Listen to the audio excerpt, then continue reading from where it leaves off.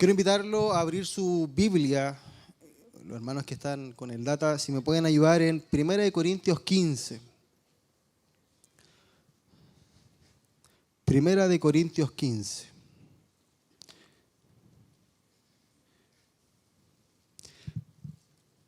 No sé si usted sabía, pero las narraciones bíblicas del Nuevo Testamento comentan que probablemente Pablo fue el primero que escribió de Jesús, antes incluso que los de los evangelios. Evidentemente porque Pablo tuvo un encuentro personal con Jesús. O sea, él se encuentra, ¿cierto?, camino a una ciudad, queda ciego, ¿cierto?, un par de días, y en ese encuentro él se transforma completamente porque percibe a la iglesia.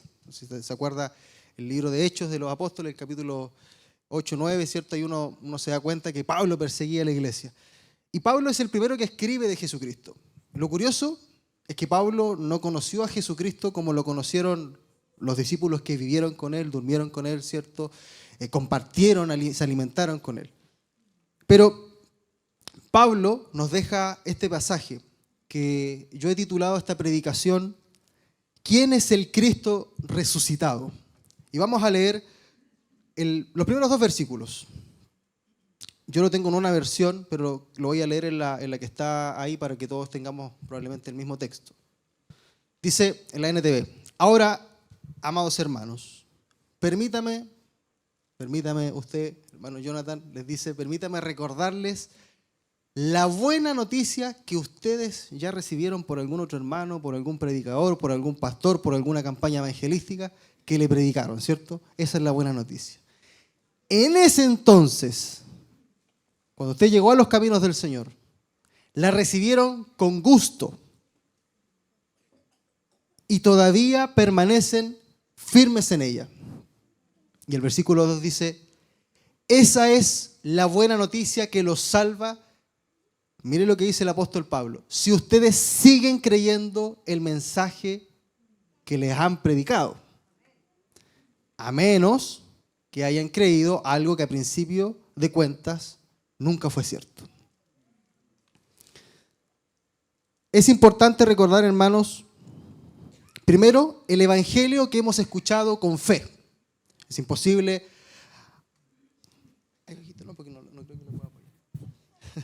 Es imposible haber escuchado el evangelio sin fe, el cual nosotros aceptamos en nuestro corazón y de forma vivencial. Hoy por hoy lo vivimos. El evangelio el cual nos da seguridad, por el cual nos salvaremos si perseveramos, el que nos permite tener esperanza y propósito. Tristemente, en cierto sentido, pareciera que a veces nos olvidamos de la centralidad del evangelio, de esta tradición que algún día nos comentaron, que nos predicaron. No sé cuántos de acá recibieron al Señor en una campaña evangelística. Lo recibieron por un amigo del trabajo, o lo recibieron quizás en un culto al que usted no quería ir, o quizás usted nació en familia cristiana, en cuna cristiana, y en algún momento el Señor se le presentó. Muchas veces en este evangelio ignoramos o olvidamos, por eso que traigo a la memoria este pasaje de 1 Corintios 15, la tradición que se nos fue anunciada, la predicación que se nos comentó. No podemos mirar la figura de Jesús, y por eso me encantaba la última alabanza, porque de eso se trata el mensaje de hoy día. Quiero hablar del mensaje central del Evangelio de Dios, y este es un mensaje para la iglesia, y bendito Dios si hay aquí algún invitado que hoy día quizás quiera aceptar los caminos del Señor, pero es un mensaje para recordar a los hermanos que Dios y Jesucristo no solo es un símbolo de divinidad religiosa, ni un personaje histórico que puede ser ignorado de forma sencilla. El evangelio que hemos escuchado con fe fue una fe en Jesús, el cual nosotros aceptamos en nuestros corazones de forma vivencial, siguiendo los pasos de Jesús. Porque Jesús es nuestra roca y fortaleza. Porque por medio de Jesús, cuan sacrificio vivo, nosotros somos salvos, siendo Jesús nuestra única esperanza y el propósito de nuestra existencia. El mensaje de hoy, queridos hermanos, se trata de Jesucristo. Es la centralidad del Evangelio, de esa tradición. No quiero, hermanos, que ninguno de nosotros olvide esa tradición que se nos ha anunciado. Es el mensaje de Jesús, ese mensaje que nos cambió la vida, que nos dio esperanza, y parece que muchas veces claudicamos y tenemos una fe que no está centralizada en Jesús, sino que está centralizado quizás en la costumbre, en la tradición, en vivir un evangelio, ¿cierto?, tranquilo. Pero la verdad es que hoy día quiero detenerme a explicar un poco de lo que yo he aprendido del Señor, y probablemente usted ha tenido sus experiencias personales, y lo que yo le voy a comentar está en la palabra, así que usted igual lo puede buscar. Pero quiero partir con una frase, con una cuña de un historiador del siglo I que se llama Flavio Josefo, porque este Jesucristo que nosotros predicamos existió realmente, y esa es la tradición que se nos fue anunciada. Jesús existió, y Jesús existió históricamente.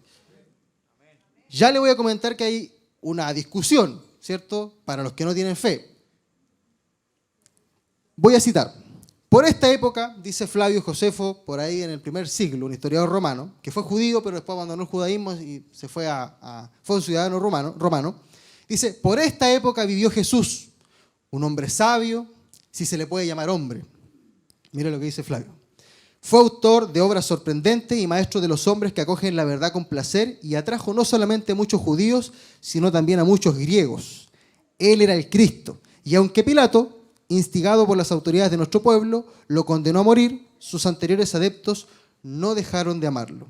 Al tercer día se les apareció vivo, como lo habían anunciado los profetas de Dios, así como habían anunciado estas y otras innumerables maravillas sobre él. Y hasta el día de hoy existe la estirpe, suena raro, pero estirpe, tribu, de los cristianos, que se denomina así en referencia a él. Estamos hablando del primer siglo. Entonces, ¿quién es esta figura que más o menos tiene cerca de 2000 años? Que escuchamos nosotros en alguna campaña. Ese Jesús que quizás predicaba J.J. Ávila, que predicaba Josué Irión, David Wilkerson, entre otros predicadores que quizás alguna vez hemos escuchado. ¿Quién es ese personaje histórico? Ese Jesús que dividió el tiempo en dos, ¿cierto? La era antes de Cristo y después de Cristo. Y yo voy a hacer una pregunta. ¿Usted conoce la historia de su Salvador? ¿Conoce la historia de la persona que usted sigue? Porque usted declaraba que es rey. ¿El rey de su vida? ¿Rey de qué? Si es rey de su vida, entonces los hermanos de la iglesia, nosotros deberíamos conocer la historia de nuestro Salvador. ¿Conoce entonces la historia de este personaje que dividió la historia en dos? ¿Quién es este hombre Dios? ¿Cierto? Esta divinidad por las cuales el imperio romano tenía complicaciones en el primer siglo, porque algunos declaraban que él era Dios, otros declaraban que él era un hombre que Dios había depositado en él. Si algo sabemos que perturbó las calles de Galilea, es como si alguien viniera a Osorno, ¿cierto? Nosotros hubiese sido Jerusalén en algún momento y hubiese perturbado nuestra zona porque declaraba que él era el Mesías. Sin embargo, hoy podemos declarar con certeza acerca de la existencia del Jesús histórico. El pasaje, este pasaje que leí al inicio, y uno puede ir a avanzar hasta el versículo 12, Pablo, cuando escribe, probablemente escribe pensando en algunas personas que habían dudado de ciertas doctrinas fundamentales en la iglesia de Corinto, principalmente de la existencia real de Jesús. Y el propósito de este mensaje no es solo que si hay alguien aquí que duda de la existencia real de Jesús, sino que es volver a la raíz de la centralidad del Evangelio, que es Jesucristo mismo. Pero antes de llegar a eso, quiero aprovechar la oportunidad de comentarles que Jesús sí existió realmente, no es una divinidad que nosotros podamos leer en las páginas del Nuevo Testamento y la encontramos ahí. De hecho, hay muchas tradiciones orales por las cuales Jesús fue transmitido. El Nuevo Testamento es la principal fuente histórica de la evidencia de la existencia de Jesús. Si usted está pasando en la universidad o con compañeros de trabajo, debates apologéticos, la verdad es que la evidencia sobre Jesús es absolutamente certera. Los evangelios canónicos hablan de Jesús, ¿cierto? Mateo, Marcos, Lucas, Juan. El resto de la literatura del Nuevo Testamento, principalmente los escritos de Pablo.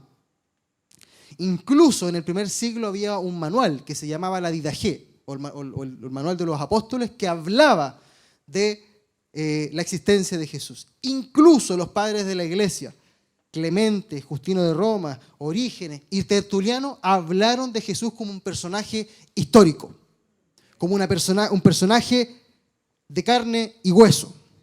Incluso existen fuentes literarias romanas, como la de Flavio Josefo, que cité al inicio, que declaran la existencia de Cristo. Y yo quiero terminar esta introducción, porque es solo una introducción, con la interesante conclusión a la que llega el filólogo, no es cualquier persona, historiador, académico y escritor español agnóstico, Antonio Piñero, en su libro Aproximación al Jesús Histórico. Mire lo que señala Antonio Piñero, reconocido académico español. Cito: volvería a mantener que el 99% de los que hoy estudian seriamente a Jesús y el cristianismo primitivo, independientemente de su adscripción religiosa o ninguna, de su pertenencia a una escuela de investigación o a ninguna, incluida la proclamación de su agnosticismo o ateísmo, sostiene sin lugar a dudas que la respuesta a la pregunta ¿existió realmente Jesús? Es un sí muy claro.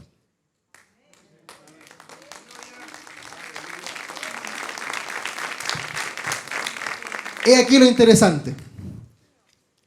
Si bien el racionalismo, el materialismo, la filología, la crítica textual puede reconocer la existencia del Jesús histórico, o usted mismo, haciendo una investigación académica, minuciosa, sistemática de la existencia de Jesús, usted pudiera encontrarse con la figura solamente de un profeta que estaba en las calles de Galilea, que recorría las calles de Galilea predicando el evangelio del reino.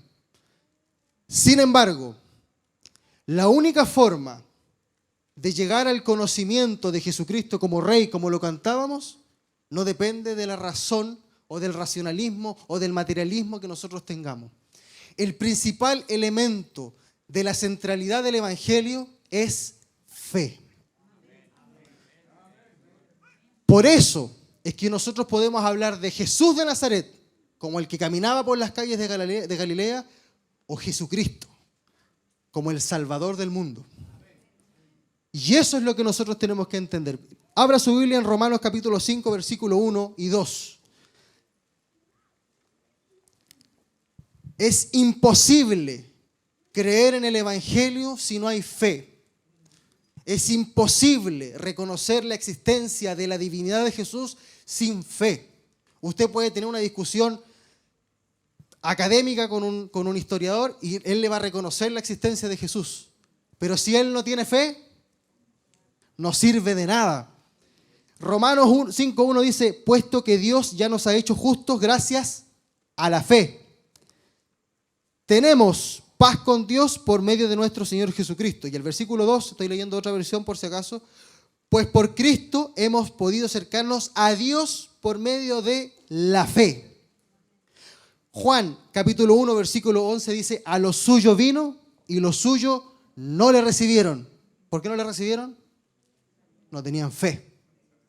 Dice el versículo 12: todos los que creen en su nombre tienen la potestad de ser llamados hijos de Dios.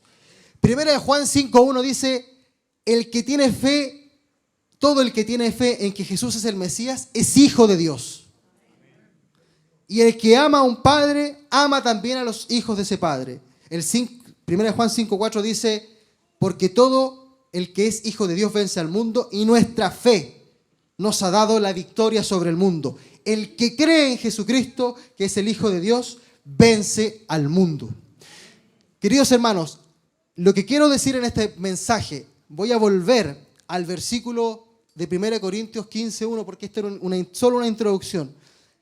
Quiero que se acuerden, nos dice Pablo, lo que les he predicado, el evangelio que nos han predicado.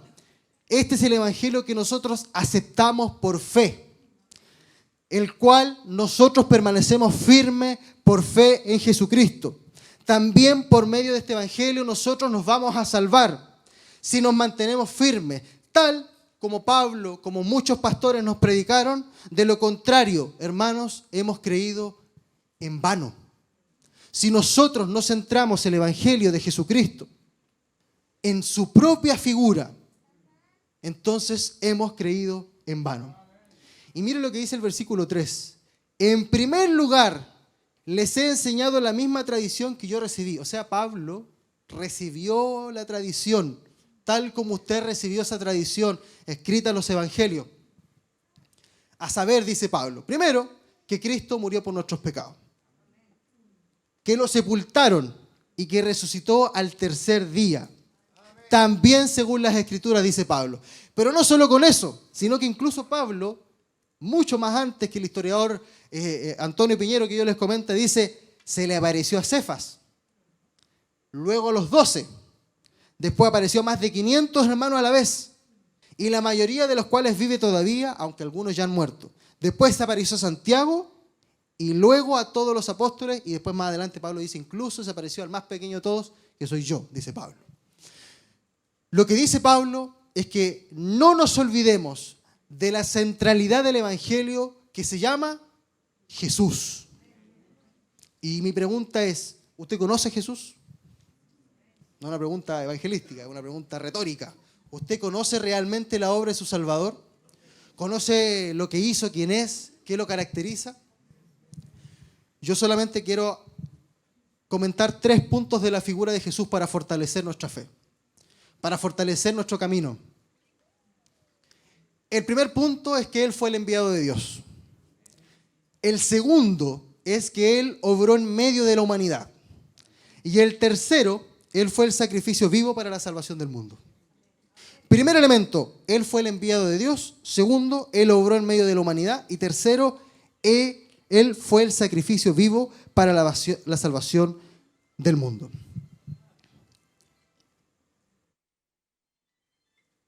¿Usted cree que fue enviado por Dios o no? ¿Sí? Por fe, por la palabra, porque me lo dijeron, porque me lo contaron, porque mi papá me lo enseñaron, porque lo vi en la película 6 horas de Jesús de Nazaret. ¿Por qué? ¿Por qué cree que Jesús fue el enviado de Dios? Y yo quiero leer esta frase de Juan. Es súper importante de repente entender el contexto en que escriben los autores porque nos hace entender más profundamente lo que intenta decir Juan. Juan, en la primera carta de Juan se dice que fue escrita a fines del primer siglo. Y en ese sentido, en esa época había mucha crítica sobre la divinidad de Jesús. De hecho, habían fuertes corrientes que negaban la divinidad de Jesús. Y estaba creciendo poco a poco lo que se conoce como arrianismo, ¿cierto? Esta creencia de que Jesús no era Dios. Entonces, miren lo que dice Juan. Esta carta habla, primera de Juan, versículo 1 al 4. Estoy leyendo la TLA. Esta carta habla de la palabra de vida. La palabra de vida, Jesucristo, la cual ya existía desde antes de que Dios creara el mundo. La escribimos para contarles lo que hemos visto y oído acerca de ella, para que juntos podamos alegrarnos completamente. Así ustedes se mantendrán unidos a nosotros, como nosotros nos mantenemos unidos a Dios Padre y a su Hijo Jesucristo. Y miren lo que dice el mismo Juan. La palabra de vida es Jesucristo, quien es quien da la vida verdadera, la vida eterna. Jesucristo estaba con Dios el Padre, pero vino a nosotros. Y nosotros, sus discípulos, lo vimos con nuestros propios ojos. Lo escuchamos hablar y hasta pudimos tocarlo. Esa era la seguridad de Juan, del autor. Lo escuchamos hablar y hasta pudimos tocarlo. Entonces, lo primero que quiero comentar es que Jesús fue el enviado de Dios. Y si nosotros no creemos que Jesús fue el enviado de Dios, o ignoramos que Jesús fue el enviado de Dios, eso va a impactar de lleno nuestra vida. El mensaje del pastor Ronald la semana pasada tiene que ver con el sufrimiento. ¿Cierto? ¿Usted se acuerda el pasaje en el Gólgota cuando está Jesucristo? ¿Qué padecía él? ¿No estaba ahí? Sufrimiento. Uno de los evangelios dice que sus lágrimas eran como gotas de sangre. Y sus discípulos dormían. Y los despertaba. Y dormían. Y los despertaba y dormían. Y estaba solo. El enviado de Dios quedó solo. El enviado de Dios fue traicionado. No solo por sus amigos. Por Judas, Pedro, que lo negó 3 veces. El enviado de Dios nació en un pesebre donde comían los animales, ¿cierto? El enviado de Dios no tenía dónde recostar su cabeza. El enviado de Dios, que es Jesucristo, recibió la traición de su propio pueblo. El enviado de Dios sufrió la muerte y muerte de cruz. Y uno de sus discípulos que no creía le decía, muéstrame tus manos para creerte, muéstrame tus heridas. Tomás parece que era el que le pidió. Los discípulos, como Pedro, no creyeron en él completamente hasta que lo vieron resucitado. De hecho, recién cuando lo ve al otro lado del mar, Pedro recién cree completamente en Jesús. El enviado de Dios nació en pobreza. Su madre, probablemente una dueña de casa en ese entonces, y su padre, un carpintero. El enviado de Dios llegó en humildad a esta tierra. Y su palabra dice, en Filipenses 2, 5 al 11, que él dice que aún siendo Dios no estimó el ser igual a Dios como cosa que aferrarse. Se despojó a sí mismo tomando forma de siervo, hecho semejante a los hombres, y en condición de hombre se humilló hasta la muerte y muerte de cruz. Lo primero que nosotros debemos reconocer es que el enviado de Dios fue Jesucristo. Y que Jesucristo es el Logos que se hizo carne. Aristóteles, 3, 4 siglos antes que llegara Jesús, hablaba de un motor inmóvil. Él decía, hay algo, hay una causa inicial que hace que las cosas funcionen. De hecho, nosotros siempre hay causa-consecuencia. Acuérdense que está ¿qué es primero, el huevo o la gallina? Siempre está esa discusión, ¿cierto? Pero siempre hay causa-consecuencia y Aristóteles se lo preguntó. Hay algo inicial. Y él hablaba motor inmóvil. Y Juan escribe a los griegos, porque Juan está escrito en un griego muy, muy, muy intelectual. Dice, en el principio, Juan 1:1, la palabra era, Logos. Y la palabra estaba con Dios. Y la palabra era Dios. El Logos que estaban esperando los griegos, el motor inmóvil que hablaba Aristóteles, esa causa primera que habla Hebreos, Dios, habiendo hablado muchas veces y de muchas maneras en otro tiempo a los padres por los profetas, en estos postreros días nos ha hablado por el Hijo, a quien constituyó heredero de todo y por quien asimismo hizo el universo, el cual siendo el resplandor de su gloria y la imagen misma de su sustancia, y que es quien sustenta todas las cosas con la palabra de su poder, habiendo efectuado la purificación de nuestros pecados por medio de sí mismo, se sentó a la diestra de la majestad en las alturas. Ese es Jesús, que nació en un pesebre, que nació en humildad, que nació prácticamente en pobreza, se exaltó solo después de la muerte. La primera certeza que debemos tener para afirmar nuestra fe es que la esperanza que espera el mundo, la necesidad vacía que puede ser suplida por la plenitud de Dios, se llama Jesucristo. Para fundamentar su fe, hermanos, no olvidemos cuál es el evangelio que hemos recibido. Que Jesús fue enviado al mundo, que Jesús es Dios, que Jesús dio su vida por los pecadores y que Jesús resucitó.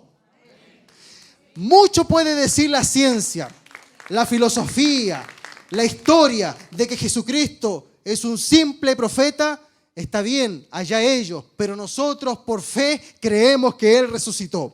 Creemos que Él reina en nuestros corazones. Creemos que Él está acá en este lugar. La alabanza de toda nuestra vida es para Jesucristo, porque Él es el enviado de Dios. Él es la peña de Oreb, ¿cierto? Él es la nube en el desierto. Él fue el Cordero enviado por Jesús. Miren lo que dice. ¿Se acuerdan del pasaje cuando llega la mujer samaritana en Juan capítulo 4? Se encuentra en el pozo de Jacob. Ella está sacando agua y bueno, el Señor le revela toda su vida. Todos los maridos que has tenido, le dice. Pero ella termina creyendo y se va a predicar ¿a dónde? A Samaria.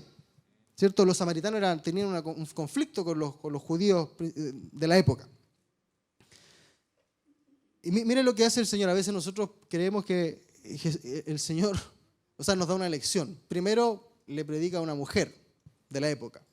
La mujer era muy marginada en la época. Probablemente en la actualidad todavía hay ciertos grados de marginación. Pero le predica a una mujer que era marginada. Y además a un pueblo que era marginado por el propio pueblo de Dios, los samaritanos. Y miren lo que dicen los samaritanos. Le dijeron a la mujer, porque la mujer se fue con vuelta loca a predicarle a los samaritanos: ahora creemos, no solamente por lo que tú nos dijiste, sino también porque nosotros mismos le hemos oído y sabemos que de veras es el Salvador del mundo. ¿Y sabe qué es lo es bonito? Lo que es más bonito, que esa fue la misma respuesta cuando nosotros decimos aceptamos al Señor. Ahora creo. Ahora creo. No solamente te creo porque me lo dices, creo porque lo siento en mi corazón. Esa es la esperanza del enviado de Dios. Ahora creo y sabemos que de veras Jesucristo es el Salvador del mundo, el enviado de Dios. Jesucristo es el enviado de Dios. No se olvide de este primer punto. Jesucristo es el enviado de Dios. Y ahí está el Hijo del Hombre, ¿cierto? Ahí podríamos hacer un estudio bíblicos de todos los nombres que tiene Jesucristo a lo largo del Nuevo Testamento, pero lo resumimos en que Él es el enviado de Dios. Es la esperanza que la humanidad estaba esperando para sus problemas existenciales, sus problemas de moral, razón, propósito. El punto número 2, que creo que hoy día va a ser el punto casi central, porque el más central es el tercero, pero Él obró en medio de la humanidad. Jesucristo no solamente fue un enviado, no solamente llegó como Mesías. Y quiero partir este segundo punto con el mensaje que escribe Juan, en el Evangelio según San Juan, en el capítulo 21, versículo 25. Miren lo que escribe Juan, porque el Señor obró. Sigue obrando hasta ahora, ¿no? Sigue trabajando, sigue sanando enfermos, sigue sacando demonios, sigue liderando, sigue restaurando vida, sigue haciendo milagros. Hay gente que parece que todavía como que se olvidó de que Jesús sigue hasta el día de hoy. Y para allá se va a centrar el mensaje. Pero antes de eso, miren lo que dice Juan 21, 25. Usted probablemente tiene otra versión, pero dice: Jesús hizo muchas otras cosas, tantas que si se escribieran una por una, creo que en todo el mundo no cabrían los libros que podrían escribirse de las cosas que hizo Jesús en tan solo ¿cuántos años? 3 años. Porque el único libro, no sé si usted sabía, pero Mateo, Marcos y Lucas sitúa a Jesús como que vivió 1 año nomás. Solo Juan tiene 3 Pascuas y de ahí se deduce que tiene 3 años de ministerio. Y la palabra es clara cuando habla sobre la obra del Salvador. Podemos leer el Evangelio de principio a fin. Podemos leer los Evangelios de tapa a tapa. Y yo me gozaba el otro día mientras preparaba el mensaje cuando leía los primeros 3 capítulos de Marcos. Y Marcos hace una introducción muy cortita y después el Señor sanó, libró enfermos, liberó demonios, sanó, hizo milagros. Y Marcos es una tras otra, uno tras otro, uno tras otro. Jesús actuó en nuestro medio. Jesús actuó en la realidad. Por eso es que el mayor argumento para la historicidad de Jesús es el Evangelio. Porque te cuenta toda la historia de Jesús. A pesar de que fue escrita hartos años después, pero te cuenta la historia de Jesús. Y miren lo que fue el Señor. Para que no digamos que Jesús solamente fue una persona que se dedicó a ser un Dios. Porque incluso Él decía: todavía no es mi hora. Todavía no es mi hora. Y reta a algunos porque ¿cierto? La soltaban. Dice: todavía no es mi hora. El Señor fue un misionero, predicador y evangelista. Fue un profeta. Fue un hijo, hermano y amigo. Fue un carpintero. Un ciudadano judío. Un maestro y rabino. Sanó enfermos. Limpió leprosos. alimentó hambrientos, expulsó demonios, hizo actos milagrosos, controló las fuerzas del viento y de la mar, controló la naturaleza, confrontó a su pueblo con la palabra, con su mensaje. Tuvo misericordia del necesitado. ¿No se acuerda de esa imagen cuando llega el leproso? La figura de Jesús también es una figura de misericordia. Acuérdese de lo que ven de Chosen, ¿cierto? Esa imagen es impactante cuando uno ve al leproso, ¿cierto? Y uno podría decir quizás el vagabundo, la persona que está en las calles, ¿cierto? Que está en sucia. El Señor no escatimó. El Señor no escatimó nunca.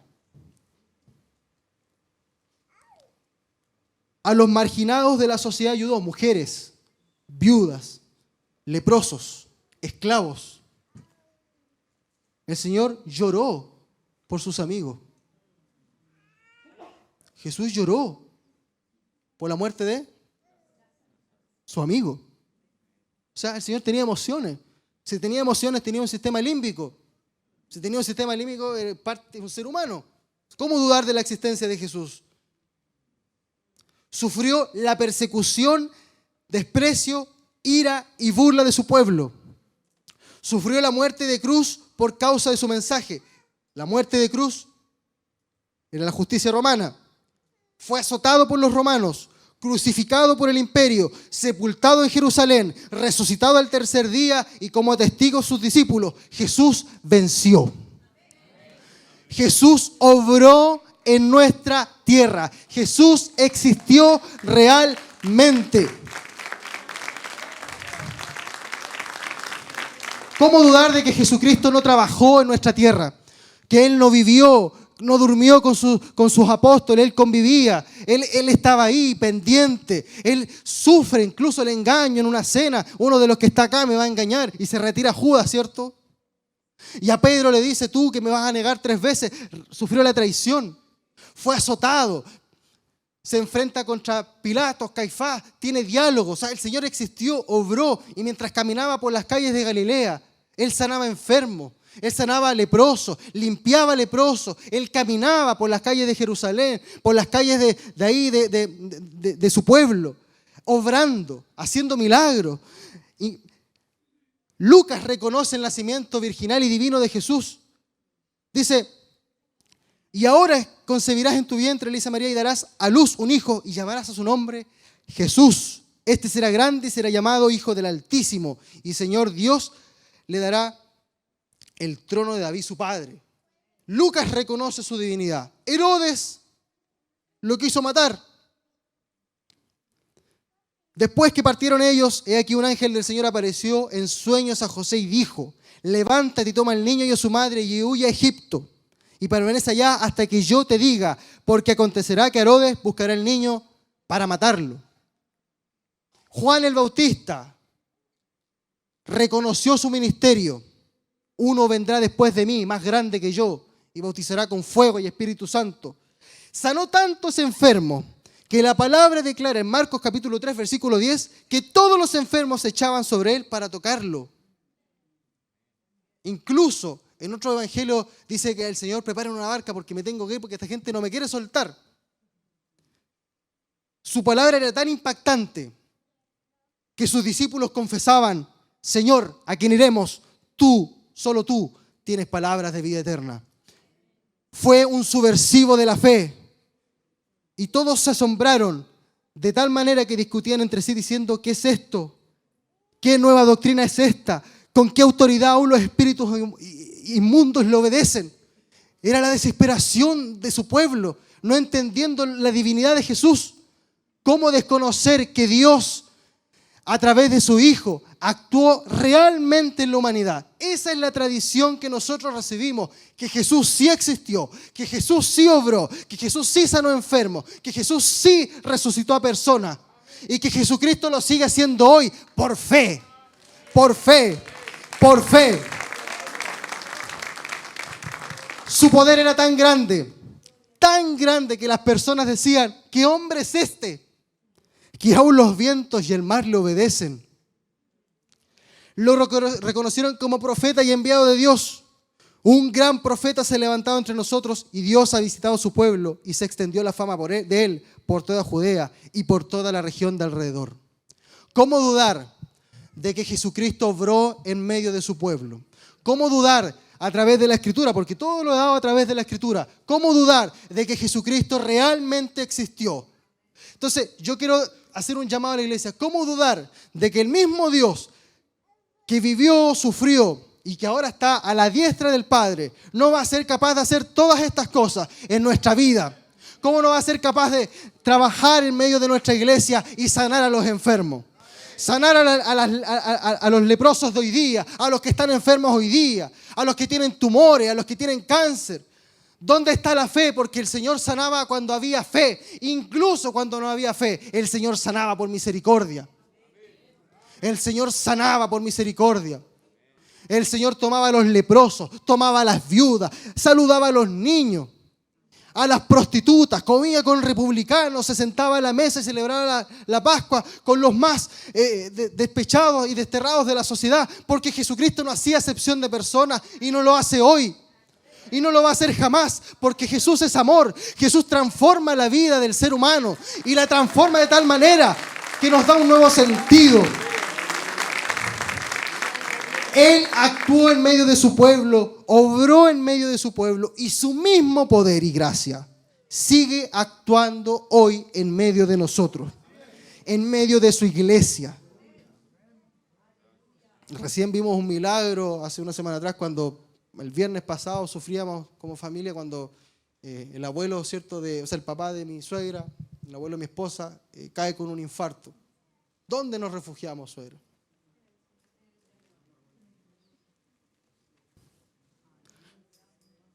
En el Señor. Porque el Señor obra. El Señor trabaja hasta el día de hoy. El Señor sigue sanando enfermos. Sigue dando esperanza. Sigue recibiendo viudas. Sigue recibiendo pobres. El Señor sigue actuando en nuestro medio. Porque el tiempo del Señor no es un tiempo lineal. No es un tiempo de inicio y fin. Porque el Señor es el tiempo. El Señor mismo es el tiempo. Y Él conoce el antes y fin. Conoce cada uno de los momentos de nuestra vida. Conoce cada parte de nuestra vida y por algo pasamos las cosas que pasamos. Y Él permite, por algo Él permite la muerte, ¿cierto?, de Lázaro. Aunque Él llora, sufre. Permite incluso el sacrificio de su amigo. ¿Para qué? Para que Dios sea glorificado. En Juan capítulo 9, los discípulos le preguntan a Jesús, ¿por qué este es ciego? ¿Sus padres pecaron?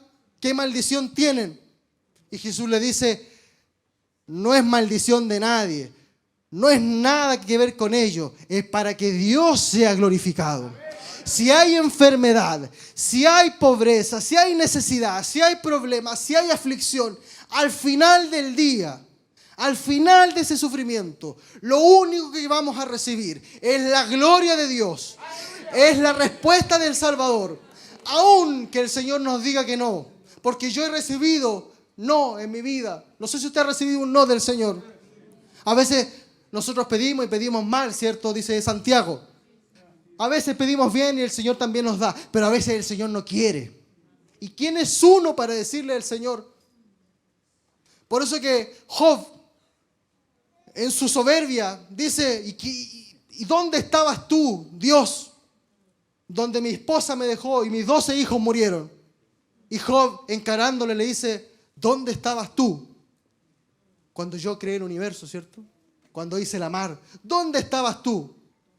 Y asimismo nos dice el Señor, si el Señor nos hace pasar por algo, si el Señor nos hace pasar por algún momento triste, por algún momento de aflicción, es por algo.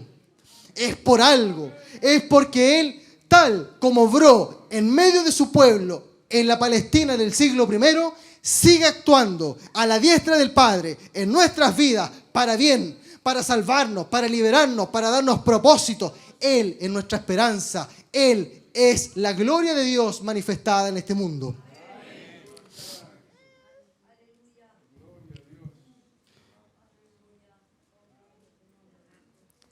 Entonces, si nosotros vemos este breve resumen que he tratado de hacer de la película de Jesús de Nazaret, Si uno pudiera hacerlo, ¿cierto? Hizo más cosas. Eso dura 6 horas. El Señor fue el enviado. Segundo, obró. Y lo sigue haciendo ahora. Y el tercer punto, y que es el más importante, si no, yo no estaría parado acá, quizás ¿dónde estaría? Él fue sacrificio vivo para la salvación del mundo. Usted en todos los evangelios va a leer que los últimos capítulos, dependiendo del libro, se llama la semana de la pasión. Porque es una pasión intensa la que sufre el Señor. Y ahora quiero volver al versículo que leímos al inicio. Estoy llegando a la última parte del mensaje. En primer lugar, dice Pablo, les he enseñado la misma tradición que yo recibí, que Cristo murió por nosotros. No se olvide, hermano, que Cristo murió por nosotros. Jesús de Nazaret, que nació en un pesebre, murió por nosotros. Jesús de Nazaret, que sanaba a los enfermos, murió por nosotros. Yo hoy es el Día del Padre. Yo le decía al Señor, pero es el Día del Padre. Bueno, yo todavía no soy padre, espero hacerlo pronto, pero pensaba, alguno de los que está acá que tiene a sus niños, ¿usted daría a su hijo por salvarnos a nosotros? ¿O por salvar al ladrón que está afuera? ¿Usted daría a su hijo en sacrificio vivo? ¿Dejaría que fuera azotado? ¿Que fuera sacrificado para salvar al resto de la humanidad? O sea, si algo podemos decir hoy por hoy, en el Día del Padre, es que el papá que tenemos fue capaz de sacrificar a su propio hijo para salvar al resto de sus hijos. Ese es el Día del Padre. Glorifica a su Señor.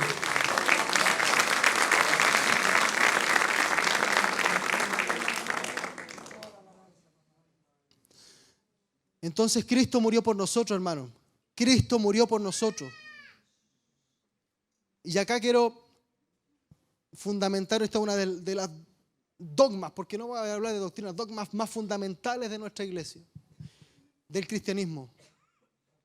Y está en 1 Corintios capítulo 5, versículo 14. Y si Cristo no resucitó, vana es nuestra predicación y vana es nuestra fe.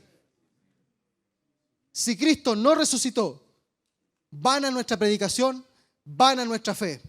El tercer punto es que Cristo sí resucitó. Y que sí se levantó de entre los muertos al tercer día.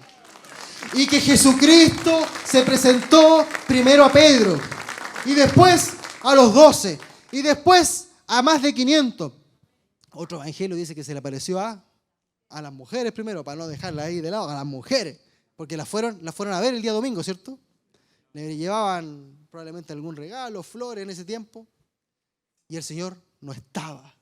La tumba estaba vacía, porque Cristo había resucitado. Y si Cristo resucitó, lo más hermoso de este pasaje completo que hemos visto de la vida de Jesús es que Él fue el Cordero, perfecto sacrificio, para justificarnos mediante Dios, a través de Él, hacia Dios, para hacernos libres del pecado, para hacernos libres de la maldad que llevamos en nuestros corazones, para que cada vez que nosotros nos equivoquemos, caigamos, o si fallamos de pensamiento o por obra, o si fallamos de alguna manera, volvemos a los pies de Cristo y a través de Él somos perdonados, porque su sangre lavó nuestros pecados y su sacrificio nos dio nueva vida, porque Jesucristo es el centro del Evangelio. ¿Y cómo no va a ser el centro del Evangelio si Pablo lo primero que predicó, él no predicó de reino?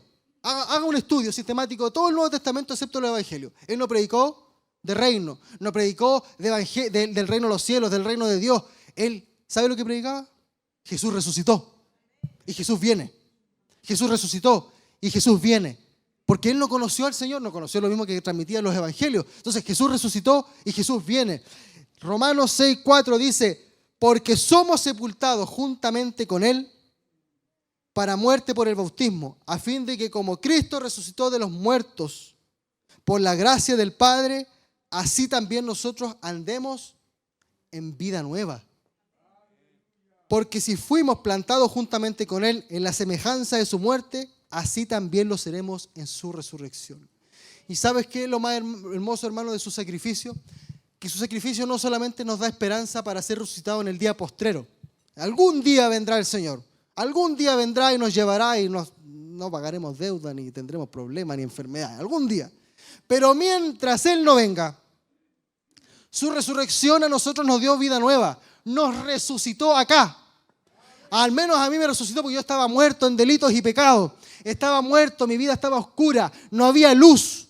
Y cuando Jesús llega a nuestro caminar, esa es la tradición que aceptamos con gozo, dice Pablo. Cuando Jesús llega a nuestros corazones nos da luz, nos da vida nueva. Su resurrección no solamente sirvió para ser resucitado en el día postrero, sino que para tener vida nueva ahora. Ahora. La vida nueva es ahora. La Biblia no es un libro solamente para llegar al final de los días. La Biblia es un libro y la vida de Jesús es un testimonio vivo para que nosotros sigamos su vida, para poder vivir la vida de nosotros ahora. Por eso que el Señor oraba. La gran lección del Getsemaní, porque el Señor espera, ¿cierto?, su muerte, espera su condena por parte de su pueblo. Pero el Señor estaba orando. ¿Para qué? ¿Para qué? Porque Él le dice, Señor, si puedes, sácame de mí esta copa. Yo no quiero, humanamente no quiero, pero hágase tu voluntad. Y el Señor, si algo nos da lección, toda la vida de Jesús, que por este mensaje tuve que repasar, tuve que investigar, si hay algo que me enseña el Señor en sus pasajes, es a cómo vivir la vida. Cuando llegan los problemas, y que lo pudimos ver como familia la semana pasada, porque el Señor, llegaron los problemas cuando Él va a ser aprisionado. Él oraba, se fortalecía. Pero cuando llegaron los problemas, Él se paró. ¿A quién buscan? Dicen. Pone pecho. Pero Él ya había orado. Cuando se nos muere un familiar, Jesús también lloró. Pero tenemos la esperanza que va a resucitar. En el día postrero, ¿cierto? Cuando tenemos enfermedad, tal como nos enseñó Jesús, no es que este haya sido maldito, no es que este haya tenido mala suerte, o que por qué le pasa a las personas buenas, le pasa a las personas malas, es para que Dios se glorifique. Entonces, toda la vida de Jesús es un manual de vida para nuestras vidas. Por eso que no se olviden, hermanos, que esa tradición que nosotros hemos escuchado, hermanos, quiero que se acuerden del evangelio que nos han predicado desde hace mucho tiempo. No sé cuánto tiempo lleva en la iglesia usted, hermano, 20, 15, 10 años, lleva una semana, lleva un año. No nos olvidemos del evangelio que nos han predicado, que Jesús vivió, que Jesús fue el enviado de Dios, que Jesús obró en medio de su pueblo y sigue obrando ahora, que Jesús sana, que Jesús levanta, que Jesús da esperanza. No se olvide de que además Jesús fue un sacrificio vivo para perdonar nuestros pecados. Si nuestra fe está débil, si nuestra fe está flaqueando, no se olvide de dónde se fundamenta nuestra fe. Se fundamenta en Jesucristo, Jesucristo, Jesucristo, Jesús, solo Jesús. Este mensaje es solo Jesús, porque para Él es la gloria, la honra, el loor, como hablábamos y cantábamos recién. Él es el Rey de Reyes y Señor de Señores. Jesús dijo, yo soy el pan de vida. Jesús dijo, yo soy la resurrección. Jesús dijo, yo soy la luz del mundo. Jesús dijo, yo soy la vid verdadera. Jesús dijo, yo soy. Y al finalmente Él dijo, yo soy el gran yo soy que tanto esperaban. Si el gran yo soy fue capaz de actuar en su medio, ¿cómo no va a ser capaz de actuar ahora? Hermano, no flaquee en su fe. Hermano, sosténgase de Jesús. Ese es el evangelio que nos han predicado. No nos olvidemos, nuestra fortaleza está en Jesús. Jesús, Jesús, y la gloria es para Jesús.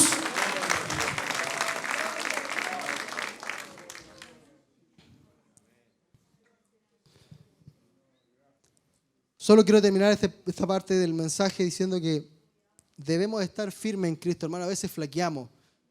Hay aflicción, hay tristeza, hay deuda. Yo sé que hay hermanos aquí que comentaban que quizás han perdido el trabajo.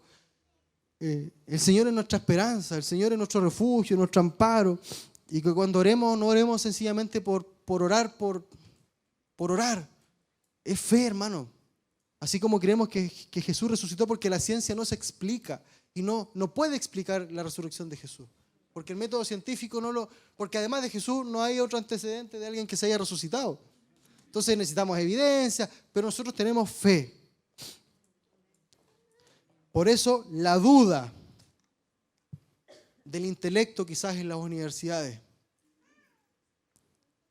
Las tentaciones, hermanos, que sufrimos a diario. Quizás los vicios que no hemos sabido controlar.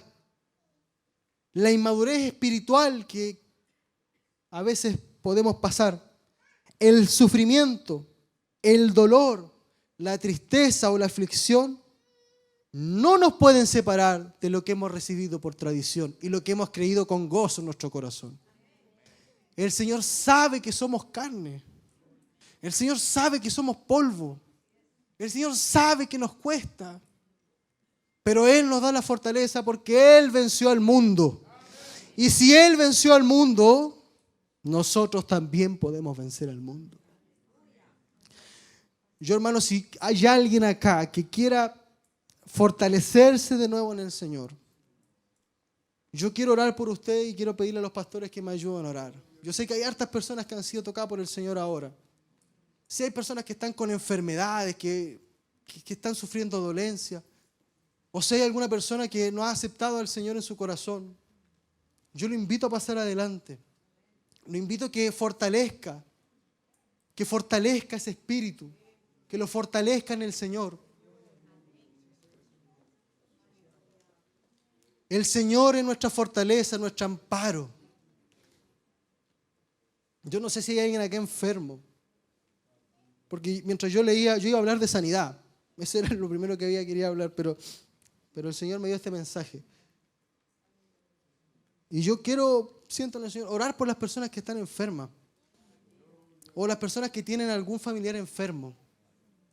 Hermano, yo quedé vuelto loco cuando leo este versículo que dice: todos los enfermos se echaban sobre Él para tocarlo.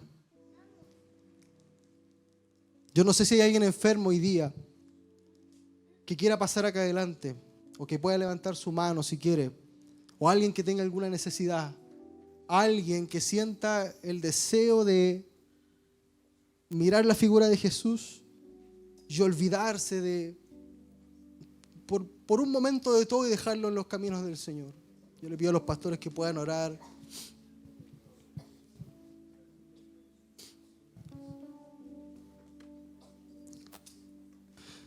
Señor Jesús, yo en esta hora te pido, Padre amado, por las personas que han pasado en este lugar.